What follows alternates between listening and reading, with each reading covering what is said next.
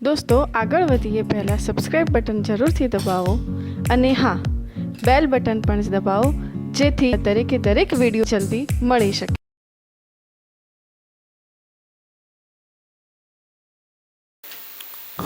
નમસ્કાર વિદ્યાર્થી મિત્રો, આપણે ચુંબકીય ક્ષેત્રમાં વિદ્યુત ભારિત કણના ગતિમાર્ગ વિશે કેસ 1 અને કેસ 2 બંને સમજી ગયા છીએ. આપણે એને રિપીટ કરીશું અને આજનો ટોપિક છે ચુંબકીય ક્ષેત્રમાં વિદ્યુત ભારિત કણનો હેલિકેલ માર્ગ. હેલિકેલ મતલબ હેલિકેલ path of charged particle in magnetic field. હેલિકેલ પથ એટલે કેવો પથ અને એ કઈ રીતે ઉદ્ભવે છે ને એના પછી આપણને સાયક્લોટ્રોનનો સિદ્ધાંત પણ મળશે. તો આપણે જે કેસ સમજી ગયા છીએ એ કેસને વારાફરતી યાદ કરી લઈએ.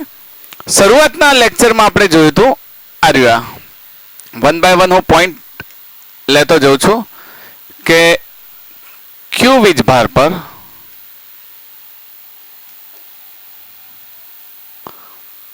ચુંબકીય ક્ષેત્રમાં લાગતું બળ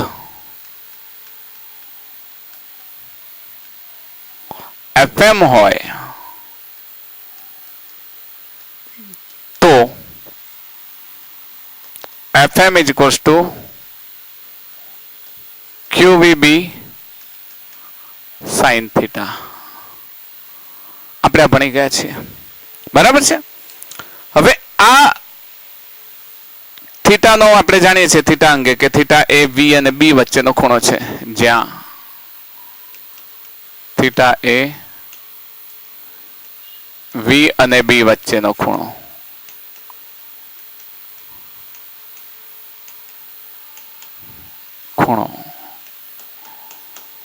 આ વાત આપણે જાણીએ છીએ.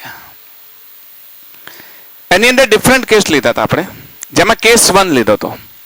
ધીરે ધીરે આખો લેક્ચર તમને યાદ આવી જશે અને ન યાદ હોય તો આ જ પ્લેલિસ્ટમાં આગળના 2 લેક્ચર તમે જુઓ અને તમારે જોઈએ તો આ જ પ્લેલિસ્ટમાં જે આગળના 2 લેક્ચર છે એ 1 by 1 અહીંયા હું આઈ કાર્ડમાં મૂકું છું ને આઈ કાર્ડમાંથી તમે ક્લિક કરીને જોઈ શકશો. ઓકે, તો કેસ 1 માં આપણે શું લીધું હતું?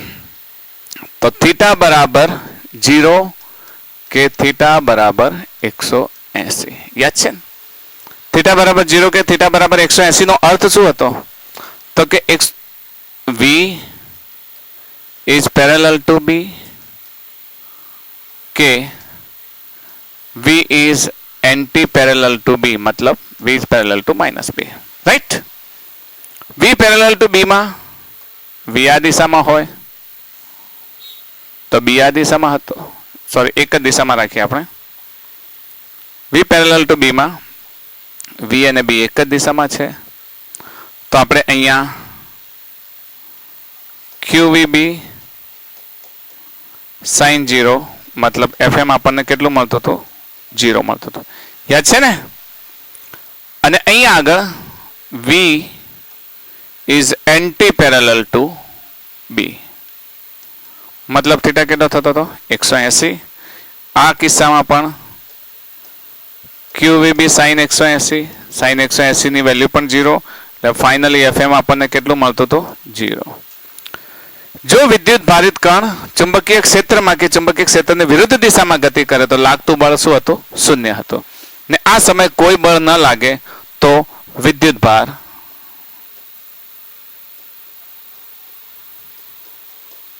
સુરેખ ગતિ કરે.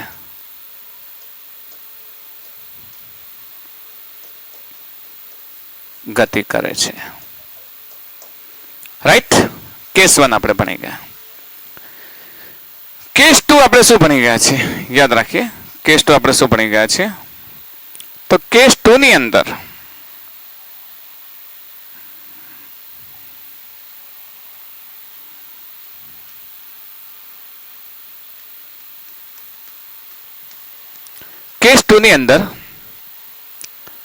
Theta is equals two 90. એનો મતલબ કે V is perpendicular to B. V is perpendicular to B માટે આપણે ભણી ગયા છીએ. ધારો કે કોઈ ચુંબકીય ક્ષેત્ર છે,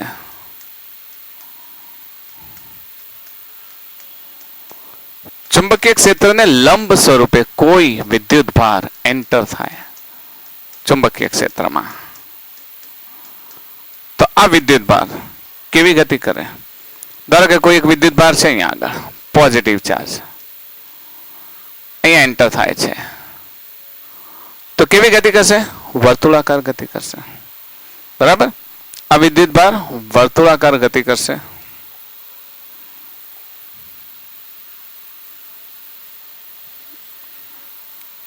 તો આ વર્તુળાકાર ગતિપથને આપણે કેવી રીતે દર્શાવતા હતા?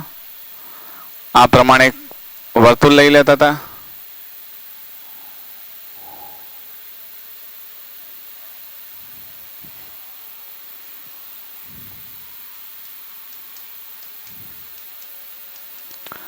અને અહીંયા હોય તો એના પર લાગતું સેન્ટ્રીપિટલ ફોર્સ યાદ છે ને?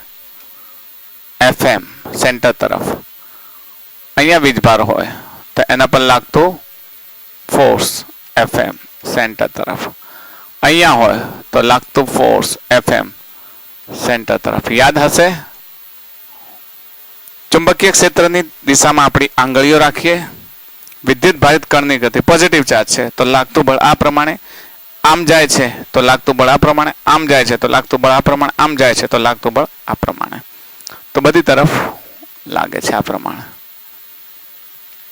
ઓકે, તમને એવું લાગતું છે કે સર કેમ આ વારંવાર સમજાવે છે, પણ સમજજો કે આ સમાંતર બળને લીધે, સમાંતર હોય વી સમાંતર બી, સમાંતર વેગ હોય તો સમાંતર વેગના લીધે સુરેખ પથ પર ગતિ કરે છે. યાદ રાખજો, વિદ્યુત ભાર સુરેખ પથ પર ગતિ કરે. કેમ? તો કે સમાંતર બળ લાગે. તો અહીંયા નોંધ કરી લઈએ, આ જરૂરી છે.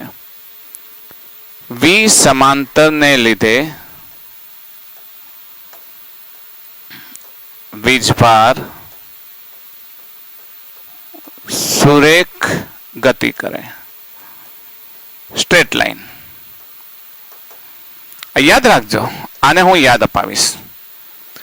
અહીંયા આગળ આપણે જાણીએ છીએ દિશા તો આપણે જમણા હાથના પામ રૂલના પ્રમાણે, બરાબર, રાઈટ હેન્ડ પામ રૂલના પ્રમાણે લઈએ છીએ.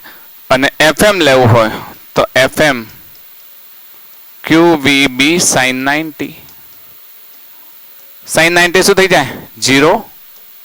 sin 90 ની કિંમત 1 તો શું થશે? QVB. આ જ બળ કેન્દ્રગામી બળનું કામ કરે છે. કેન્દ્રગામી બળનું કામ કરે છે. તો FM ની જગ્યાએ આપણે કેન્દ્રગામી બળનું સૂત્ર મૂકીએ mv²/r. તો FM ની જગ્યાએ શું મૂકીશું? QVB is equals to mv²/r. v to v cancel, r ને કરતા બનાવો તો આપણે મેળવ્યું હતું સૂત્ર mv/qb. આ યાદ રાખજો, અહીંયા આગળ mv/qb, r is equals to mv/qb માં આ v કયો છે? ચુંબકીય ક્ષેત્રને લંબ વેગ છે. આ v કયો છે? ચુંબકીય ક્ષેત્રને લંબ વેગ છે. તો આને આવી રીતે ન લખતા mv perpendicular to b લખી શકાય? યસ, લખી શકાય, કારણ કે v perpendicular to b છે ને. તો mv perpendicular/qb. આ યાદ રાખશો. આના પરથી આપણે t પણ મેળવ્યો તો યાદ હશે, t is equals to 2πr/v. યાદ છે? 2πr/v. આની કિંમત અહીંયા મૂકી દઈએ. આ v પણ પરપેન્ડિક્યુલર જ છે, તો જગ્યાની બચત થાય માટે 2π/v પરપેન્ડિક્યુલર, આની કિંમત ઉપરથી મૂકી દઈએ mv perpendicular/qb. v perpendicular cancel થઈ જાય એટલે આપણને t નો ફોર્મ્યુલા શું મળતો હતો? 2πm/qb. આઈ થિંક આ વેગથી સ્વતંત્ર છે. આ શું છે? વેગથી સ્વતંત્ર છે. આટલી વાત આપણે સમજી ગયા છીએ. આપણા પ્રીવિયસ બંને લેક્ચરમાં આ વાતોનો આપણે ચર્ચા કરી ચૂક્યા છીએ, બરાબર. એની અંદર જ આપણે t ની વાત કરી છે, f ની પણ વાત કરી હતી, ઓમેગા ની પણ વાત કરી હતી. f is equals to 1/t લીધું તો યાદ હોય તો, યાદ છે ને? તો F is equals two QB upon 2πm. આ ફોર્મ્યુલા યાદ રાખજો, વારંવાર હું આ સમજાવું છું. ને omega is equals two 2πf યાદ છે. Omega is equals two 2πf, 2π છે ને f ની કિંમત QB અપોન 2πm. આ કેન્સલ કરતા હતા આપણે, યાદ છે ને. તો ઓમેગા કેટલું મળતું હતું? QB upon m. આ બધી બાબતોની આપણે ચર્ચા કરી ચૂક્યા છીએ. મતલબ કેસ 1 માં આપણે સમાંતર કે પ્રતિ સમાંતર લેતા હતા, કેસ 2 માં આપણે પરપેન્ડિક્યુલર લેતા હતા. હવે કેસ 3 લઈએ. કેસ 3 ની અંદર યાદ રાખજો, કેસ 3 ની અંદર જો વીજભાર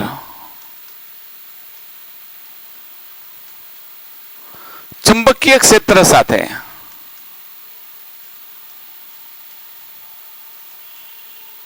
થીટા ખૂણો બનાવે, થીટા ગમે તે હોઈ શકે. પહેલા કેસમાં થીટા 0 અને 180 હતા, યાદ છે.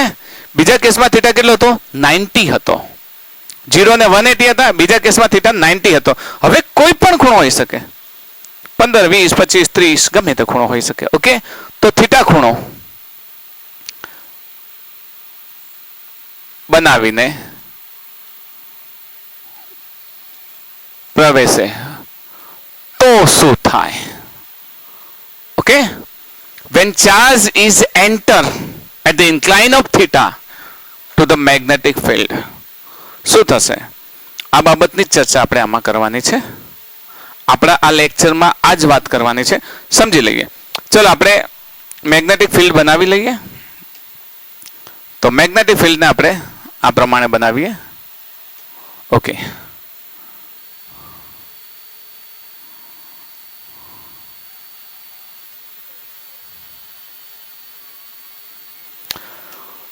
માની લેજો કે સમાન ચુંબકીય ક્ષેત્ર છે. હવે સમાન ચુંબકીય ક્ષેત્રમાં એક વખત આપણે આમ અને આમ વાત કરી હતી, એક વખત આમ પરપેન્ડિક્યુલર લીધો, બે કેસ પતી ગયા. હવે આપણો આ વિદ્યુત ભાર, ધારો કે થીટા ખૂણે આ વીજભાર આપણો અહીંયા છે અને થીટા ખૂણે પ્રવેશે છે. આમ થીટા ખૂણા બનાવતી દિશામાં આ ચુંબકીય ક્ષેત્ર સાથે જે એંગલ બને છે એને આપણે શું લઈ લઈશું? થીટા.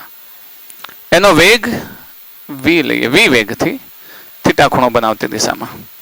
હવે જ્યારે કોઈ પણ પદાર્થ, કોઈ પણ ગતિ કરતા પદાર્થનો વેગ સમાંતર કે શિરોલંબ ન હોય તો તમારી પાસે સમાંતર અને શિરોલંબ બે ઘટકો મળે. લઈ શકો તમે. તો આ v ના આપણે બે ઘટકો લઈ શકીએ. એક v પેરેલલ, બીજો v perpendicular. Parallel to b, કોના? b ના. Perpendicular to b. અહીંયા આપણે એ જ હતા, એક પેરેલલ હતું. પેરેલલની મદદથી વીજભાર સુરેખ દિશામાં ગતિ કરે અને આ પરપેન્ડિક્યુલરની મદદથી v પરપેન્ડિક્યુલર ટુ b, તો વીજભાર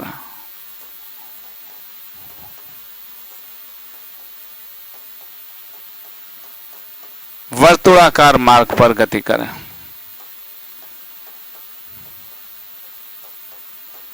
ઓકે, અહીંયા v પેરેલલ હતું તો કેવું ગતિ કરતો હતો? સુરેખ. અહીંયા વર્તુળાકાર માર્ગ પર ગતિ કરે છે. અહીંયા આપણે એ જ યાદ રાખીએ કે આપણને બે ઘટકો મળ્યા. આ જે પેરેલલ ઘટક છે એની સાથે થીટા ખૂણો બને છે, એટલે આને v cos થીટા નામ આપી શકીએ. અને પરપેન્ડિક્યુલર છે એને શું નામ આપી શકીએ? v sin theta. અહીંયા બે ઘટક મળે. એક તો પેરેલલ ઘટક. પેરેલલ ઘટકનું કામ શું છે? પેરેલલ વેગ શું કામ કરે છે? સુરેખ પથ પર ગતિ કરાવે છે. હમણાં જ આપણે સમજ્યા ને, પેરેલલ કેવી રીતે ગતિ કરાવે છે? સુરેખ પથ પર. અને પરપેન્ડિક્યુલર એને કેવી રીતે ગતિ કરાવશે? વર્તુળાકાર. હવે સુરેખ પણ જેવું છે અને વર્તુળાકાર જેવું છે, એનો અર્થ શું થયો? કોઈ ભમે છે વસ્તુ, આમ ભમે છે પોતાની જગ્યાએ, પણ એ જ વસ્તુ સુરેખ પથ પર ગતિ કરે એટલે આ પ્રમાણે જશે, આ પ્રમાણે. તો આ કેવો થઈ ગયો? હેલિકલ પથ. સમજો, આખો પથ કેવો થઈ ગયો? હેલિકલ પથ. તમે સ્પ્રિંગ જુઓ, સ્પ્રિંગમાં જેમ જાય છે ને એ પ્રમાણે એનો ગતિપથ કેવો થશે? હેલિકલ થશે. તો આવા ગતિપથને હેલિકલ ગતિપથ કહે છે. સમજો ફરીથી, એક જગ્યાએ ફરે છે, એની જગ્યાએ ચાલતા ચાલતા આમ જતા હોઈએ તો આખો પથ કેવો થઈ જાય? હેલિકલ પથ થાય. મેં સોલેનોઇડમાં સમજાવ્યું હતું. સોલેનોઇડમાં અને ટોરોઇડમાં પણ આ વાત સમજાવી હતી કે જે હેલિકલ આકારે જે ગૂંચળું હોય, હેલિકલ ગૂંચળું, તો અહીંયા એનો ગતિપથ હેલિકલ બને છે. કેવી રીતે? તો અહીંયા આપણે લઈ લઈએ, સમજી લઈએ કે અહીં વી પેરેલલ ઘટક આપણે બંને રીતે લખીએ.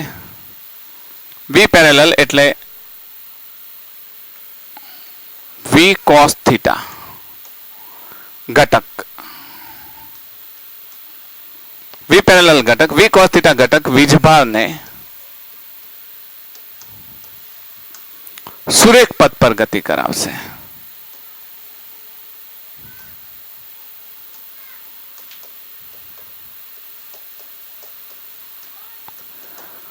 હવે સુરેખ પથ પર ગતિ કરાવે એટલે આ વીજભાર છે,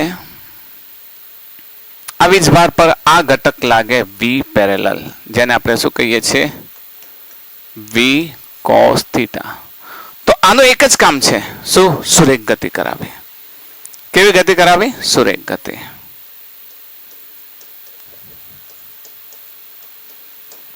યાદ રહેશે ને?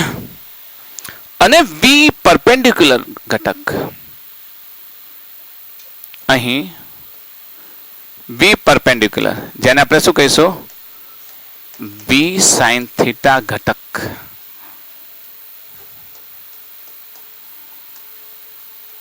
વીજભારને વર્તુળાકાર ગતિ કરાવશે.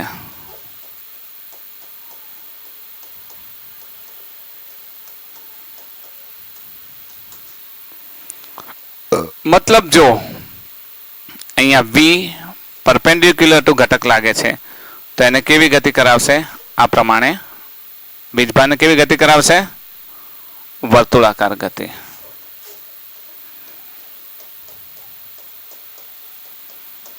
પણ આ વીજભાર પર તો બંને લાગે છે, બંને લાગે છે ને. તો હવે આ વીજભાર છે એ પોતે શું કરશે? વર્તુળાકાર ગતિ પણ કરશે અને સુરેખ ગતિ પણ કરશે. વર્તુળાકાર અને સુરેખ ગતિનું પરિણામ એ આવશે કે એનો જે ગતિપથ છે એ કેવો બનશે? હેલિકલ. આ પ્રકારે હેલિકલ પથ પર ગતિ કરશે. એનો ગતિપથ કેવો બનશે? હેલિકલ. ફરીથી બનાવીએ, કલર ચેન્જ કરીને બનાવીએ આપણે. આ ગતિપથ હેલિકલ ગતિપથ બનશે. હેલિકલ આ પ્રમાણે.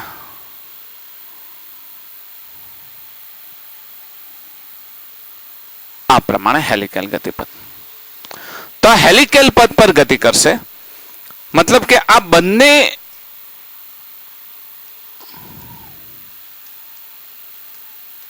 બંને વેગની અસર હેઠળ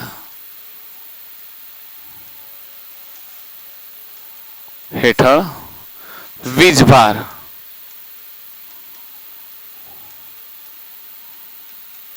હેલિકલ માર્ગ પર ગતિ કરશે.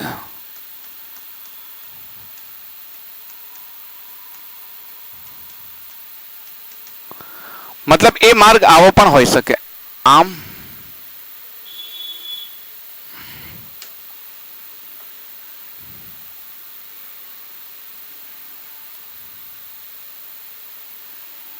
આ પ્રકારે.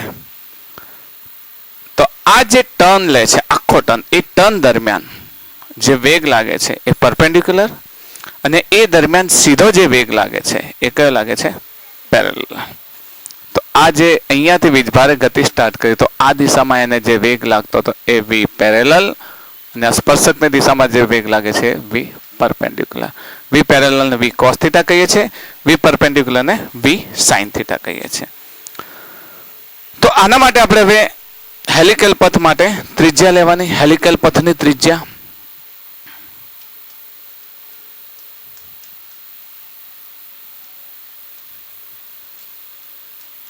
તો હેલિકલ પથની ત્રિજ્યા એ જ ત્રિજ્યા જે આપણે લેતા હતા.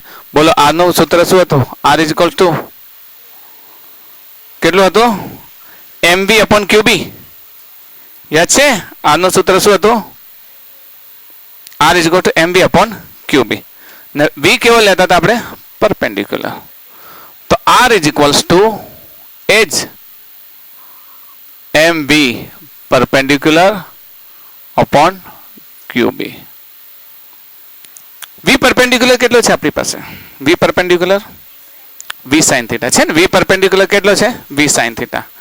તો હેલિકલ પથની ત્રિજ્યાને આપણે બોક્સમાં લખી દઈએ.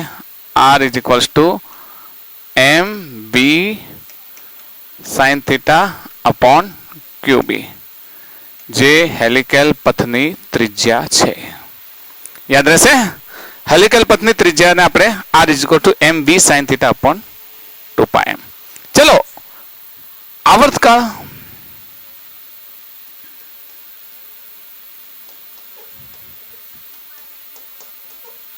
આવર્તકાળ t હોય તો આપણે આગળ પણ કહેતા હતા બધા જ કેસમાં આવર્તકાળ તો પથથી વેગથી સ્વતંત્ર છે, વેગથી સ્વતંત્ર છે. તો આવર્તકાળનું સૂત્ર આપણે મેળવ્યું તો યાદ છે ને? જો તમારે મેળવવું હોય તો તમે મેળવી શકો. શું મેળવી શકો? t is equals two 2πr upon v. Sorry, v યાદ છે ને? સ્થાનાંતર ભાગ્યા વેગ. સ્થાનાંતર ભાગ્યા વેગ એટલે સમયગાળો. હવે આ વેગ કયો લઈશું?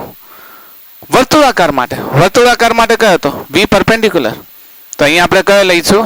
v perpendicular. v પરપેન્ડિક્યુલર નું નામ આપણે આપ્યું છે કંઈક, બરાબર? તો v પરપેન્ડિક્યુલર જે નામ આપ્યું છે નામ પ્રમાણે એને આપણે લખી દઈએ. v પરપેન્ડિક્યુલર કયો છે?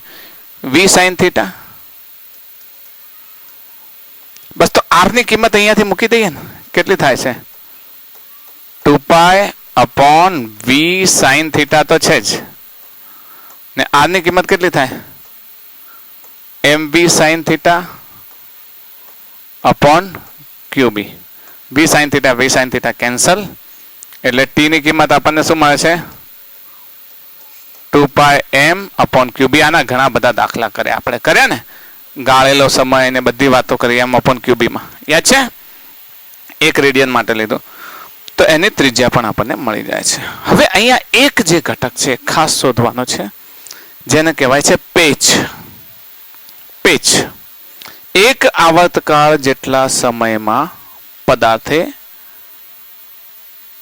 શિરોલંબ દિશામાં સમક્ષિતિજ દિશામાં કાપેલું અંતર વિદ્યુતભાર, જેને આપણે પેચ કહીએ છીએ. પેચ ક્યાંય શબ્દ સાંભળ્યો છે? છોકરીઓ ખાસ સાંભળ્યો હશે. એમની બુટ્ટીમાં જે પેલી ચાકી હોય છે ને, ગાળી, એને તમે પેચ કહેતા હો છો. ખબર છે ને? ઇયરરિંગમાં ઘણી બહુ એક્સપેન્સિવ ઇયરરિંગ હોય, બરાબર? તો સોનાની કે ડાયમંડની હોય તો એને ફિટ રાખવા માટે પછી આંટાવાળી હોય છે. આંટાવાળી હોય એટલે જે ટર્ન્સ છે ને, એ ટર્ન્સ જેટલા ટર્ન્સ મારે એટલા ટર્ન્સ દરમિયાન એ આંટો શું થાય છે? ફિટ થાય છે. એટલે વર્તુળાકાર પણ ગતિ કરે છે અને સુરેખ ગતિ પણ કરે છે. કોઈ પણ બોલ્ટ પણ જુઓ તમે, પાછળ ચાકી ચડાવો, વર્તુળાકાર ગતિ પણ કરે છે અને સુરેખ ગતિ પણ કરે છે. બસ તો એ એક ટર્ન દરમિયાન વિચારો કે અહીંયાથી શરૂઆત કરી આણે અને એક ટર્ન દરમિયાન આમ ફરીને અહીંયા આવ્યો, ત્યારે આટલું એને સુરેખ અંતર કાપ્યું. આને આપણે શું કહીએ છીએ? Patch. PITCH. Patch. Patch. Okay. તો પેચ. ઘણા પીચ કે છે, પીચ નહીં પેચ. આપણે ગુજરાતીમાં પેચ કહીશું. પેચ જ શબ્દ છે એનો, એની સ્પેલિંગ પીચ છે, એનો સ્પેલિંગ પીચ છે, પણ કહીશું શું આપણે? પેચ.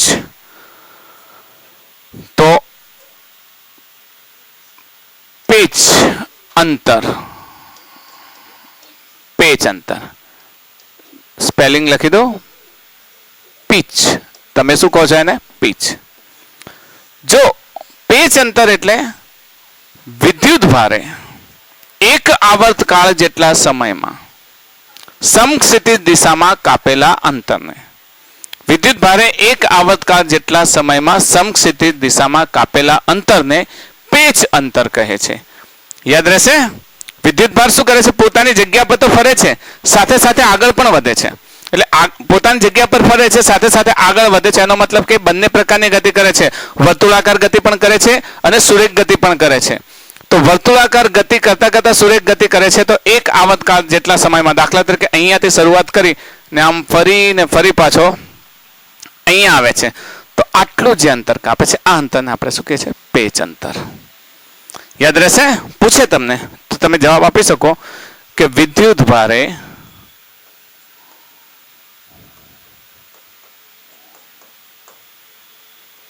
એક આવર્તકાળ જેટલા સમયમાં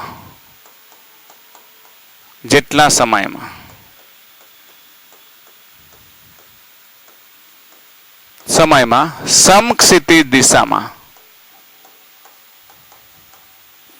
દિશામાં કાપેલા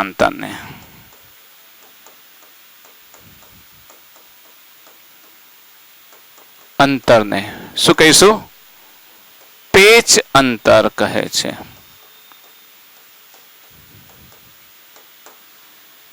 સમજી લઈએ. ધારો કે ચુંબકીય ક્ષેત્ર છે. ચુંબકીય ક્ષેત્રમાં આપણો વીજભાર ગતિ કરે છે. ચુંબકીય ક્ષેત્ર બનાવી લઈએ. આપણે આઈડિયલી આપણે સમજી લઈએ કે ચુંબકીય ક્ષેત્ર છે જ, એક્ઝિસ્ટ કરે છે. તો આ ચુંબકીય ક્ષેત્રમાં આ દિશામાં આપણો વીજભાર ગતિ કરે છે. વીજભારે આ દિશામાં આ વેગથી ગતિની શરૂઆત કરી, જેનો v હતો. તો આ એનો હતો v પેરેલલ અને આ હતો એનો v perpendicular. v parallel v cos theta. v cos theta. v cos થીટાની અસર હેઠળ વીજભાર ગતિ કરે છે. વીજભારે અહીંયાથી ગતિની શરૂઆત કરી. તો વીજભારે અહીંયાથી ગતિની શરૂઆત કરી અને હેલિકલ માર્ગ પર ગતિ કરે છે.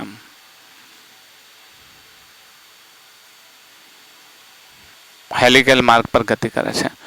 ચલો, વીજભારની ગતિની શરૂઆત અહીંયાથી થાય, માની લઈએ. ફરી પાછો એક આવર્તકાળ જેટલો ફરીને આવે એટલે વીજભાર ક્યાં પહોંચશે? અહીંયા પહોંચશે. તો આ દરમિયાન એને આ જે અંતર કાપી અને આપણે કહીએ છીએ પેચ. પેચ દરમિયાન કયો વેગ જવાબદાર છે? સમક્ષિતિજ વેગ જવાબદાર કે શિરોલંબ વેગ જવાબદાર? સમક્ષિતિજ વેગ જવાબદાર. કારણ કે એનું આ જ અંતર આપણે દેખીએ છીએ ને, આ દિશાનું જ અંતર દેખીએ છીએ, પેલું તો અંતર જોતા નથી. તો આટલું અંતર આ દિશામાં સમક્ષિતિજ અંતર કાપવા માટે સમક્ષિતિજ વેગ જ જવાબદાર છે. અને કેટલા સમયમાં એને એ અંતર કાપ્યું? એક આવર્તકાળ જેટલા સમયમાં. વ્યાખ્યા વાંચો.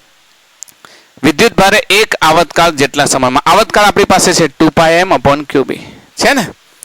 તો એક આવર્તકાળ જેટલા સમયમાં, મતલબ કે આપણી પાસે વેગ છે, સમય છે, તો પેચ આરામથી શોધી શકીએ. તો આપણે લઈશું સમક્ષિતિજ દિશાની ગતિ.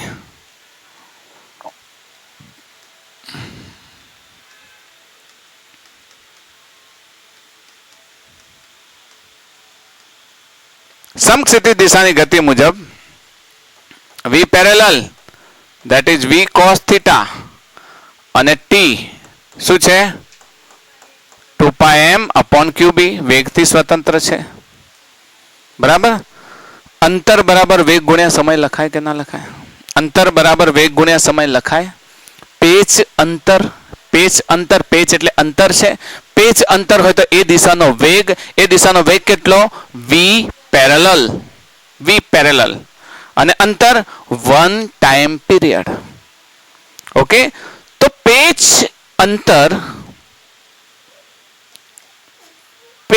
અંતર બરાબર સમક્ષિતિજ દિશાનો વેગ, જેને આપણે શું કહીશું? v પેરેલલ અને ગુણ્યા આવર્તકાળ જેટલો સમય. કેટલો? ટાઈમ પીરિયડ કેટલો છે આપણો?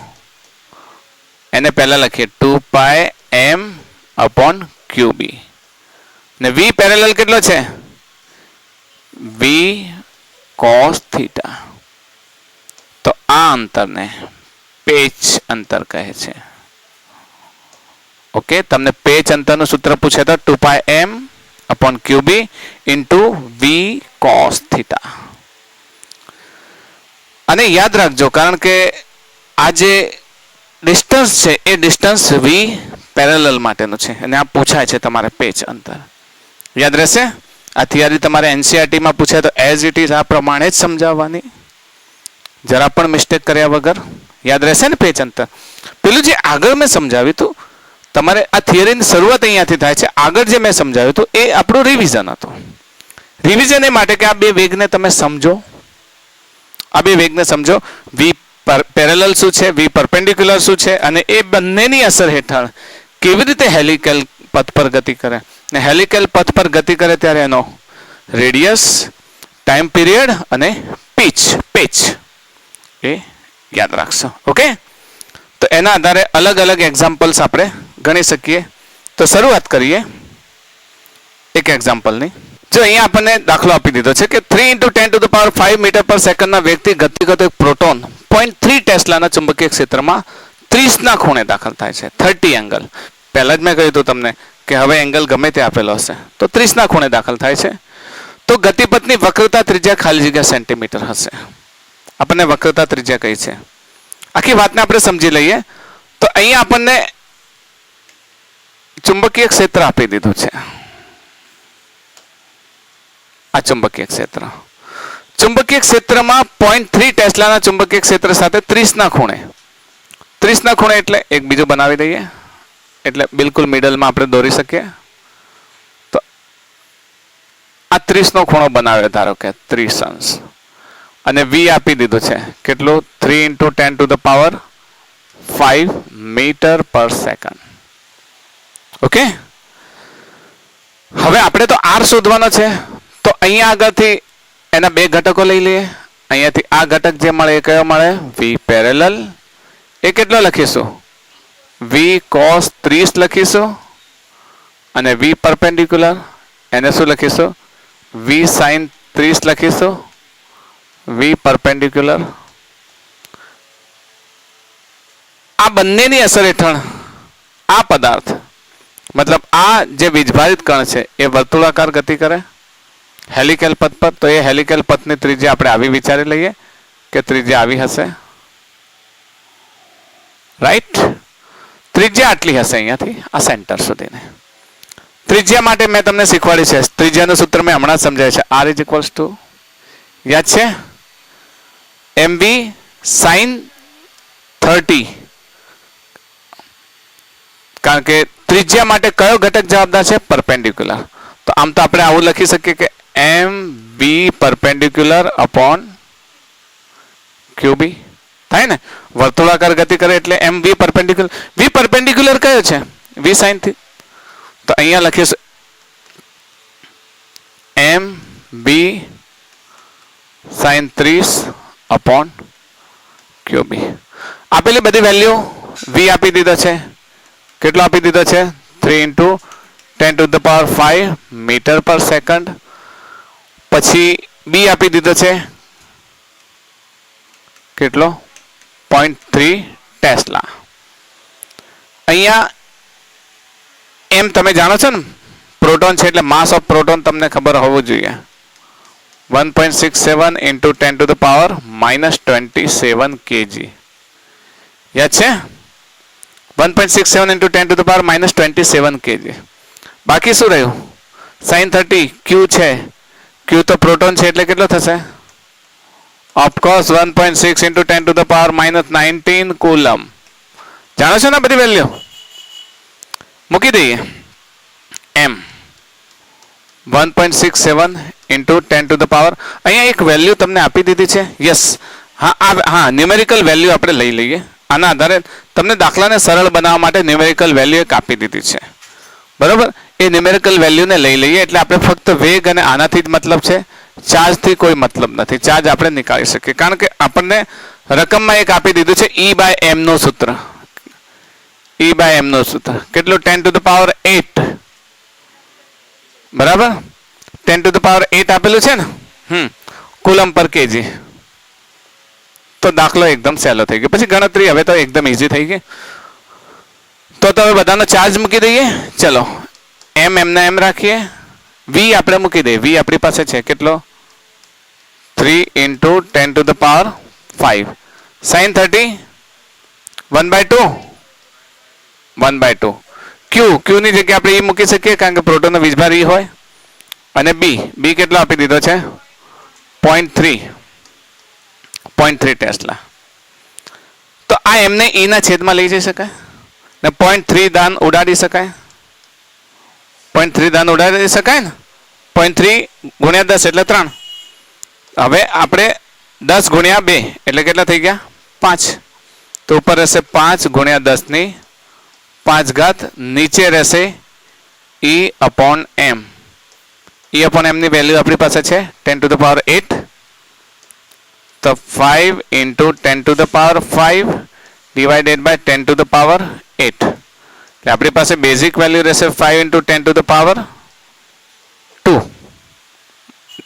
સોરી 3 માઇનસ 3 રહેશે ને 5 માંથી 3 આ મીટરમાં આવ્યો આપણને જે r મળે એ r 5 into 10 to the power -3 મીટરમાં છે ને આપણને જવાબ શામાં પૂછ્યો છે સેન્ટીમીટરમાં તો હજુ -2 માંથી અહીંયા કરી દે 5 into અહીંયા 0.5 કરી દો તો 10 to the power -2 મીટર તો આ કેટલો થઈ ગયો 0.5 સેન્ટીમીટર થઈ ગયો 0.5 સેન્ટીમીટર તો આપણો આન્સર કયો આવશે A is our right answer. Okay મતલબ આ પ્રમાણે તમને પૂછે હવે ઘણી વખત એવું થઈ જાય છે કે તમે સૂત્ર ભૂલી જાઓ છો કે સૂત્ર જાણતા નથી હોતા તો તમારે આખી થિયરીને આમ પ્રૂવ કરવી પડે કે આનો આ ઘટક એના બદલે સીધું સૂત્ર જાણતા હો તો તમે કિંમતો મૂકીને જવાબ લાવી શકો છો આપણે આવા દાખલાઓને થોડાક અલગ એંગલથી પણ લઈ શકીએ હું એક દાખલો આપું છું એમાં તમને કન્સેપ્ટ સમજાવી દઉં છું બાકીની બધી જ ગણતરી તમે જાતે કરી લેશો તો તમને એક દાખલો સમજશો આપણને કહ્યું છે કે પોઝિટ્રોન લખીએ 1 ટેસ્લા જેટલા ચુંબકીય ક્ષેત્ર સાથે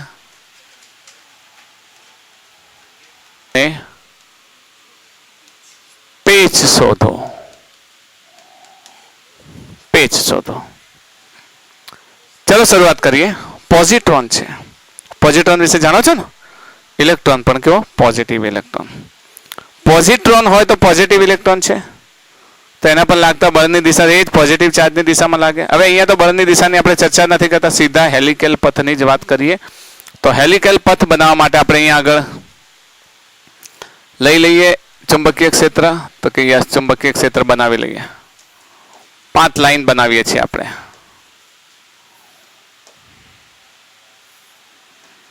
ઓકે અહીંયાથી એક વીજભાર કેટલા એંગલે પ્રવેશે છે પહેલા તો બી નું મૂલ્ય આપી દીધું છે 1 tesla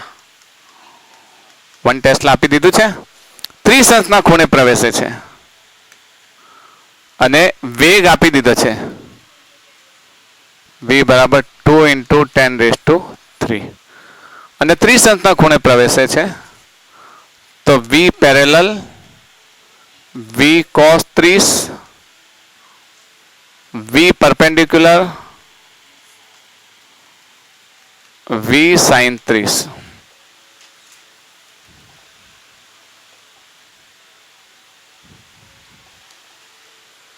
is equals to v sin 30 okay v parallel and v perpendicular આપણને મળી ગયો હેલિકેલ પથ બનાવો હવે આખી આકૃતિ દોરો તોય ચાલે ન દોરો તો પણ ચાલે છતાંય જો તમારે હેલિકેલ પથ બનાવવો છે તો આ પ્રમાણે બનાવી દો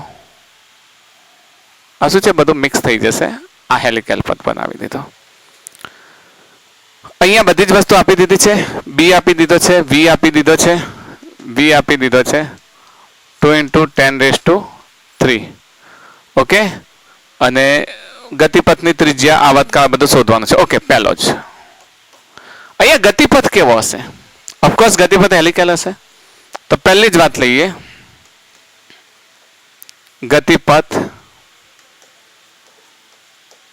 હેલિકેલ બનશે પહેલી વાત તો પૂરી થઈ ગઈ બીજી બાબત ગતિપથની ત્રિજ્યા r નું સૂત્ર શું થાય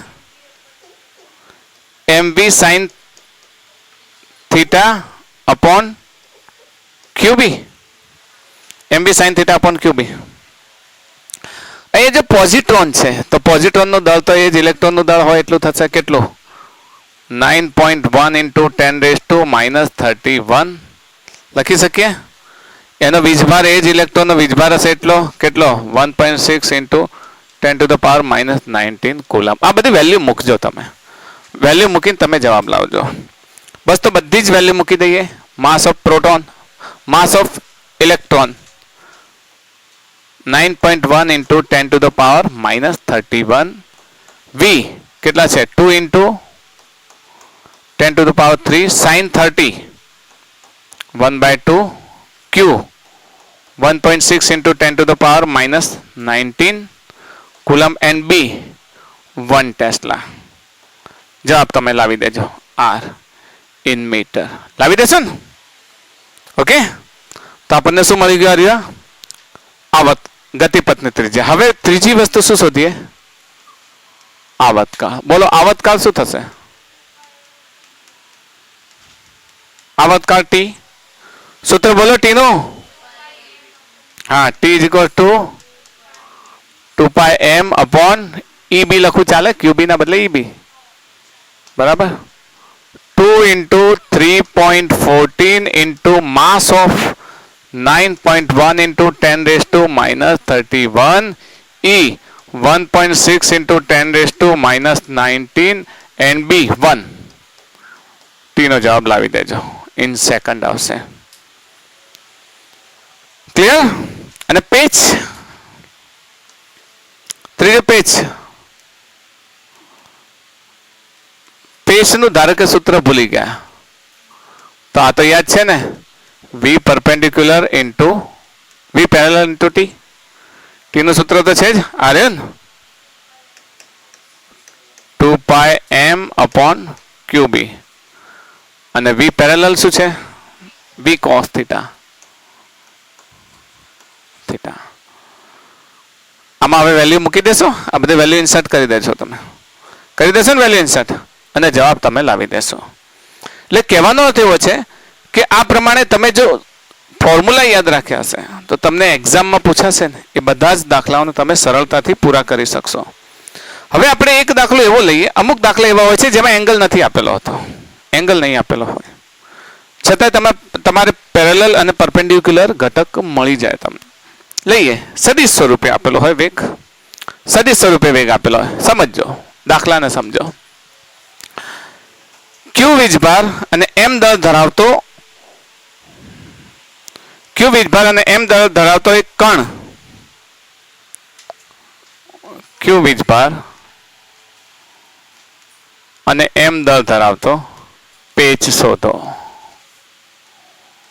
શોર્ટમાં લખી દો. બરાબર, આગળના બે દાખલાઓ મેં પૂરું લખ્યું છે. હવે અહીંયા આપણને જો ખૂણો નથી આપ્યો, ખૂણો આપ્યો છે?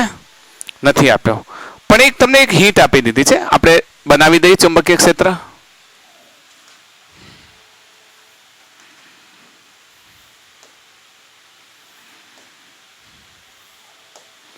અહીંયા જો તમને એક વેગ આપ્યો છે, એ વેગના બે ઘટકો આપ્યા છે, અને બી તમને આપે છે. બી ને યાદ રાખો કઈ રીતે આપે છે? બી નોટ આઈ કેપ, મતલબ એક્સ અક્ષની દિશામાં છે. આ ખાસ યાદ રાખજો. એના જે વેક્ટર છે ને, વેક્ટર યાદ રાખજો, એક્સ અક્ષની દિશામાં છે. અને જે વેગ છે એ પણ જુઓ, વેગ કેવી રીતે છે? કોઈ ચોક્કસ ખૂણે છે જેનો ઘટક v બરાબર શું લખેલો છે? v1 i cap plus v2 j cap, મતલબ i દિશાનો એનો ઘટક v1 મળે, જેને આપણે શું લખીએ છીએ? v parallel, right? i દિશાનો ઘટક, અને આ જે દિશાનો ઘટક v પરપેન્ડિક્યુલર કેટલો આપી દીધો છે? v2. મતલબ i દિશાનો એટલે ચુંબકીય ક્ષેત્રની દિશાનો ઘટક, સમક્ષિતિજ ઘટક. આ જે દિશા એટલે એનો શિરોલંબ ઘટક. અહીંયા થીટાની કોઈ જરૂર છે જ નહીં. તો કેવો ગતિપથ મળશે અહીંયા? ઓફકોર્સ હેલિકલ મળશે. કેવો મળશે? હેલિકલ પથ મળશે. હેલિકલ પથ મળશે. આપણે એને થોડો અલગ કલરે લઈ લઈએ. હેલિકલ પથ. તો પહેલો ભાગ ગતિપથ હેલિકલ આકારે થશે, મળશે. પહેલી વાત પૂરી થઈ ગઈ. બીજી વાત શું શોધવાનું કહ્યું છે? આર. આનું સૂત્ર શું થાય? એમ વી પરપેન્ડિક્યુલર અપોન ક્યુબી. યાદ છે ને? એમ વી પરપેન્ડિક્યુલર અપોન ક્યુબી. એમ આપેલો છે V perpendicular V1 V2 V2 અને Q B not that is R. સીધે સીધો મળી ગયો આપણને. મળી ગયો ને? સમજ પડે છે ને? આપણો પરપેન્ડિક્યુલર કેટલો છે? કેમ પરપેન્ડિક્યુલર લઈએ છીએ? કારણ કે વર્તુળ ગતિ માટે જવાબદાર ઘટક છે જેની આપણે ત્રિજ્યા લઈએ છીએ. બીજો ટી, ત્રીજો ભાગ ટી. ટી તો આપણે જાણીએ છીએ વેગથી સ્વતંત્ર છે. સૂત્ર બોલશો? 2πm/qb. ઓકે, 2π ઘટકનો આ m, q અહીંયા ફક્ત b નોટ થશે, ધેટ ઇઝ t. ટી મળી ગયો આપણને સીધો સીધો. હવે પેચ બોલો. પેચ માટે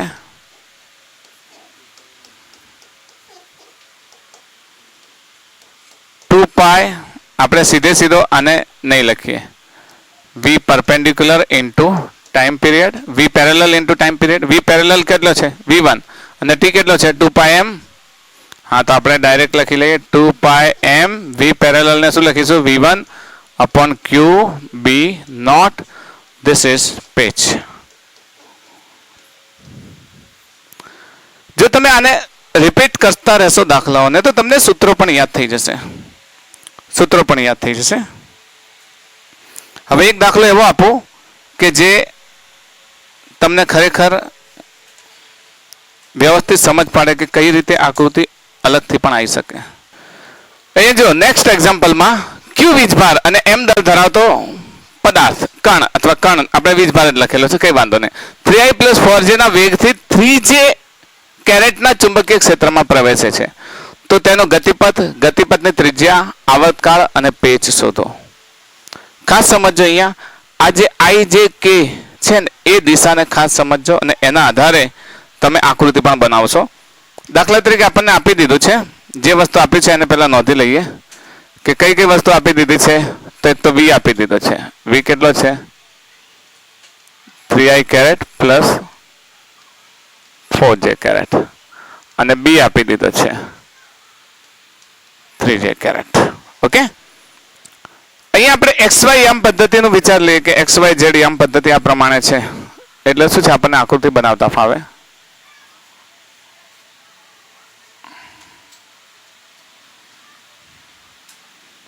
XY, આ X, આ Y અને Z આપણી તરફ હશે. આપણી તરફ હશે એટલે આ પ્રમાણે હશે. ધારો કે આ Z છે. આપણે જાણીએ છીએ X, I, J અને K. B કઈ દિશામાં છે? 3J. 3J એટલે ઉપરની તરફ. 3J એટલે ઉપરની તરફ થશે. તો આપણે ચુંબકીય ક્ષેત્ર કેવી રીતે બનાવવું પડશે? આ રીતે બનાવવું પડશે.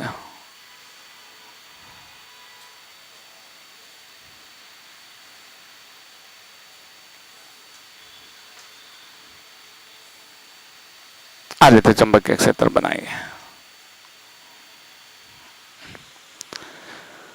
હવે વેગ 3i + 4j.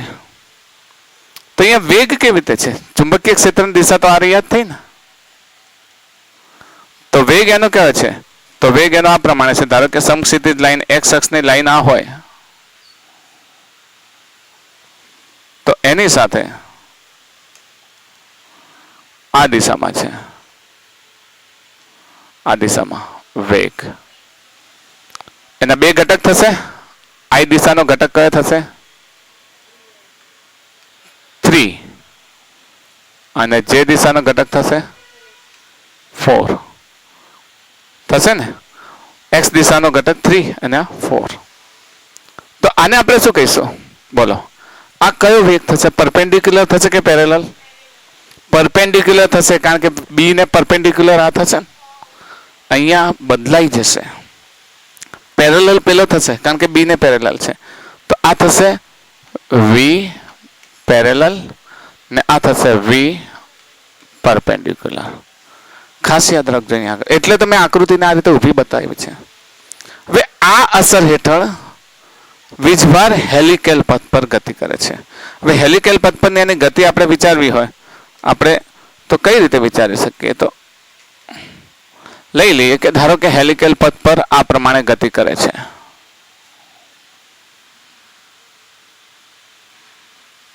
આ પ્રમાણે ગતિ કરે છે. બરાબર? જોઈ લઈએ કે વી આ દિશામાં છે અને આ દિશામાં છે. તો આ દિશામાં એટલે આ પ્રમાણે આખો ફરતો ફરતો ગતિ કરશે. તો હેલિકેલ પથ પર ગતિ કરશે તો બરાબર. તો ગતિપથની ત્રિજ્યા કેવી થશે? હેલિકેલ. કારણ કે આપણી પાસે બે ઘટકો મળે છે. કયો? એક લંબ ઘટક પણ મળે છે અને સમાંતર ઘટક પણ મળે છે. તો પહેલી વાત લઈશું વીજભાર નો ગતિપથ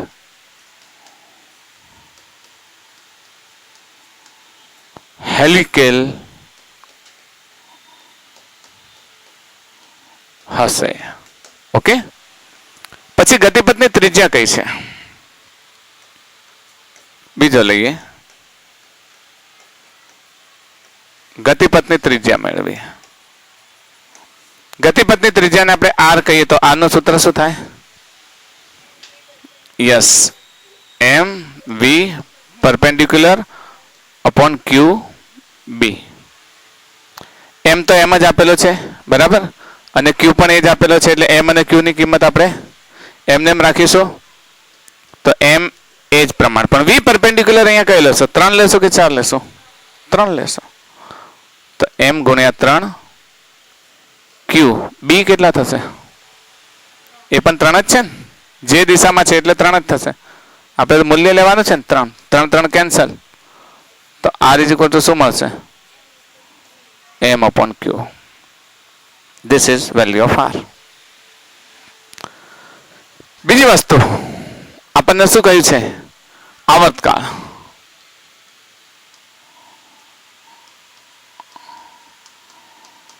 આવર્તકાળ ટી હોય તો જાણો છો ને વેગથી સ્વતંત્ર છે. તો ટી નું સૂત્ર બોલો. T is equal two 2πm upon QB. Okay, 2πm એમ ના એમ, QB ની કિંમત કેટલી થશે? 3. તો 2πm upon 3Q. This is T. T મળી ગયો? ખ્યાલ આવ્યો? પછી આપણને કહ્યું છે પેચ શોધો. ચલો પેચ શોધવા માટે ચોથો ભાગ, પેચ અંતર. આપણે ગુજરાતીમાં કહીએ છીએ પેચ અંતર. ઇંગ્લિશમાં લખીશું PITCH. પેચ. પેચ માટે આપણે શું લઈશું? વી પેરેલલ ઇન્ટુ 1 ટાઈમ પીરિયડ. વી પેરેલલ કેટલો છે? ઉપરની તરફ કેટલો થશે? 4 1 ટાઈમ પીરિયડ અહીંયાથી લઈ શકીએ આપણે. કેટલો થશે? 2πm upon 3Q. તો 4 દુ 8 8πm upon 3Q. And this is pitch. યાદ રાખશો. અહીંયા યાદ રાખજો કે તમને XY ઘટકો આપેલા હોય અને B ની દિશા આપેલી હોય તો એ પ્રમાણે તમારે લેવાનો. પછી તમે ઉતાવળમાં એ જ પ્રમાણે દોરતા તે પ્રમાણે દોરી નાખો અને હેલિકલ ગતિપથ બતાવો. પણ તમે જુઓ અહીંયા કેટલો થશે? 3J છે. 3J છે એટલે ચુંબકીય ક્ષેત્ર ક્યાં જશે? ઉપરની તરફ જશે. તો એ પ્રમાણે તમે ગતિપથ બનાવો. Okay. Last but not least એક એક્ઝામ્પલ લઈ લઈએ જેનાથી તમારો એ કન્સેપ્ટ ક્લિયર થશે કે વાસ્તવમાં અહીંયા આગળ આપણે વારંવાર એનો ગતિપથ લખીએ છીએ હેલિકેલ હેલિકેલ. તો શું રકમ પરથી આપણે હેલિકેલ સમજાવી શકીએ? લઈએ ચલો કયો ક્વેશ્ચન. એ જ એમ દળ અને ક્યુ વીજભાર ધરાવતો કણ. નોંધ જો એક્ઝામ્પલ.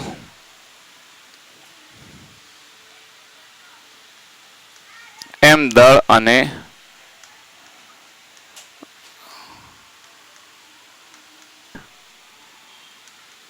પેચ અંતર શોધો.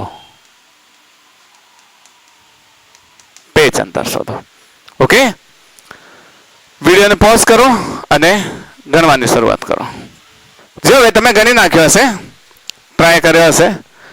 એમ દળ અને ક્યુ વીજભાર ધરાવતો કણ 4i + 6j મીટરના વેગથી 5k ટેસ્લાના ચુંબકીય ક્ષેત્રમાં પ્રવેશે છે. આપણે 5k ટેસ્લાના ચુંબકીય ક્ષેત્રની વાત કરીએ તો આપણે પહેલા તો આપણું એ જ યામ સમતલ બતાવી દઈએ એટલે વધારે ખ્યાલ આવી જાય તમને. બરાબર, આ y, આ x અને આ z. z બહારની દિશામાં છે ને, z બહારની દિશામાં છે તો b ની દિશા પણ કઈ હશે? આ x, y અને z. તો b આમ બહારની દિશામાં હશે. બહારની દિશામાં આવતો હોય એટલે આપણે કેવી રીતે લઈએ? અથવા તો એક કામ કરીએ ને, હા ડોટ લઈએ. ચલો ડોટ લઈએ છીએ તો અહીંયા આપણે શું કરીશું? Dot dot dot. ચુંબકીય ક્ષેત્ર કેવો લઈશું? ડોટ લઈશું. ક્રોસ કરીએ તો અંદરની તરફ જાય. અત્યાર સુધી શું આપણે હેલિકલ પથ, હા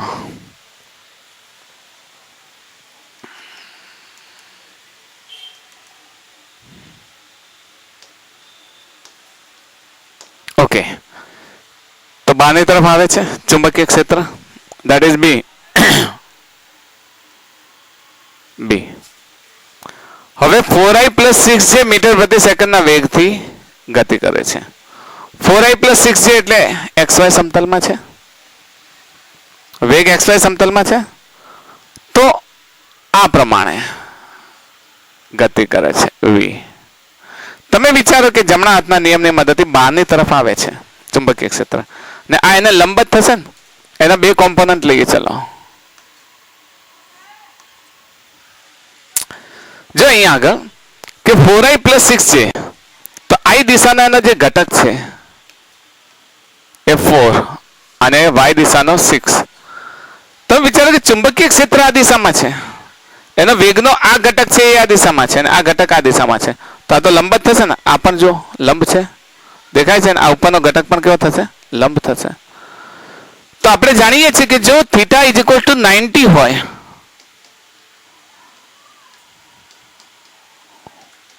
તો યાદ કરો આપણો આ ઓપ્શન θ = 90 એટલે v perpendicular to b. v perpendicular to b હોય તો ગતિપથ કેવો થાય? વર્તુળાકાર. v perpendicular to b હોય એટલે ગતિપથ કેવો થશે? વર્તુળાકાર. અને વર્તુળાકાર થાય તો આપણે એને આ રીતે દર્શાવી શકીએ. અને નીચેથી દર્શાવીએ એટલે શું છે? આપણે આરામથી વર્તુળ દર્શાવી શકીએ. બરાબર. અને નીચેથી દર્શાવીએ વેગને. અહીંયાથી એનો વેગ છે, આનો v, બે અલગ અલગ. આ દિશાનો વેગ એનો ખબર છે ને, x દિશાનો 4 અને y દિશાનો 6. તો θ = 90 હોય તો ગતિપથ કેવો બનશે? બોલો. યસ, વર્તુળાકાર બનશે. ડિસાઈડ કર્યું કે રીતે 90 છે દેખાય છે i અને j અને પેલું k ને k દિશામાં છે. તો એકબીજાને કેવા થઈ ગયા? લંબ થઈ ગયા. ત્રણે એકબીજાને લંબ થયા. ત્રણે એકબીજાને લંબ થાય તો પછી આપણે એ જ નિયમનો ઉપયોગ કરીએ તો આપણને વિચારો કે બહારની તરફ આવે છે અને વેગ આ દિશામાં છે તો એનો ગતિપથ કેવો થશે? વર્તુળાકાર. ને વર્તુળાકાર પથને આપણે આ રીતે દર્શાવી શકીએ. આ પ્રમાણે અહીંયા દર્શાવી શકીએ.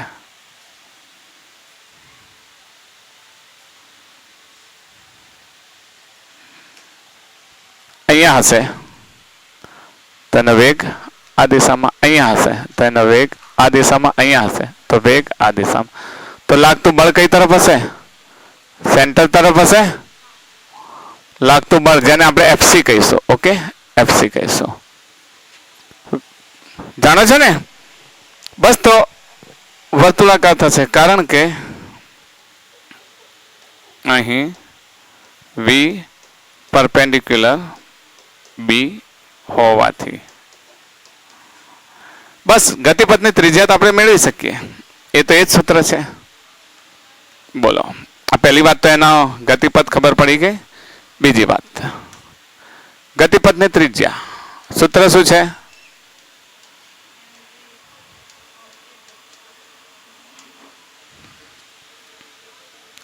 R is equals to mb upon qb. v કયો લેશો અહીંયા આગળ? બોલો. v તમારી પાસે 2 છે અહીંયા આગળ. હા, v કયો લેશો? v આ જ લેવાય. અરે આ જ. આ v કેટલો થશે? v ની કિંમત અહીંયા લખીએ. v is equals to 4i caret plus 6j caret. 4 square plus 6 square. 4 square 16 વત્તા 6 square 36. કેટલા થશે? 50 થશે ને? ના, 50 ની 52.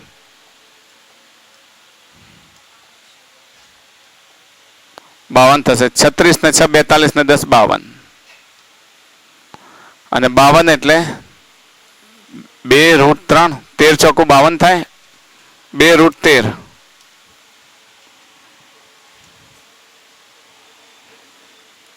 13 ચોકુ 52. 2√13. તો v આ જ ઉપયોગ કરવો પડશે આપણે, કારણ કે પરપેન્ડિક્યુલર છે ને, આખો પરપેન્ડિક્યુલર છે ને. તો v is equals two m ગુણ્યા 2√13 અપોન q. q ની કિંમત આપી છે ને, કેટલી છે? 5. ના, હા 5q. ઓકે, b ની આપી દીધેલી છે. તો 5√13 સોરી 2√13 ભાગ્યા 5 અને નીચે m upon q. This is r. ખ્યાલ આવી ગયો? r અને t એટલે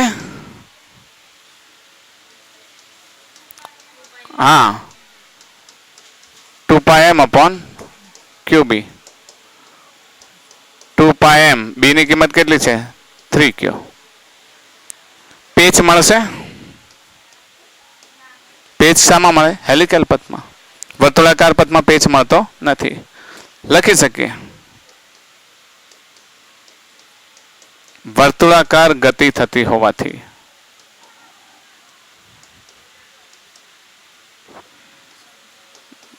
પેચ મળશે નહીં.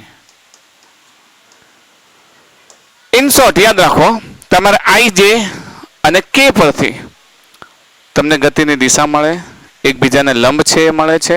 અહીંયા પણ જો i જે છે પણ પેલો પણ જે છે, એટલે એની દિશાના આધારે આપણને હેલિકલ પથ મળે છે.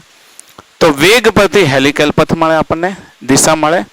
ટૂંકમાં હેલિકલ પથ પર વીજભાગ ત્યારે જ ગતિ કરે જ્યારે તે ચુંબકીય ક્ષેત્રને 90 અથવા તો 180 સિવાયના ખૂણે, થીટા ખૂણે, સમજો છો ને, 90 અંશના ખૂણે હશે તો એ માત્ર વર્તુળાકાર ગતિ કરશે.